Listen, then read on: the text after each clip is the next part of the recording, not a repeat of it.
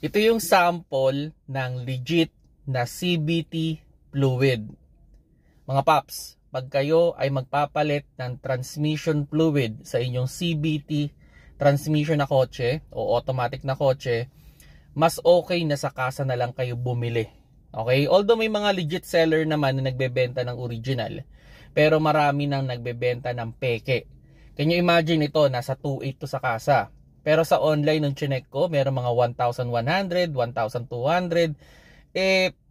Nakakaduda yung presyo nila. Ang layo dun sa original price ng kasa. Siguro kung mga nasa 2.5, maniwala pa ako na original yon or totoong CVT fluid yon.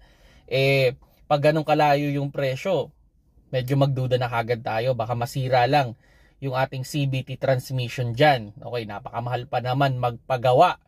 Okay, and yun nga, bawat brand at bawat model, may mga pagkakataon na magkakaiba sila ng ginagamit na CVT fluid. So, yun, maganda. Ibigay nyo yung inyong engine number o yung chassis number ninyo para maibigay nila yung tamang fluid para sa kotse ninyo. Okay? So, yung mga paps, no?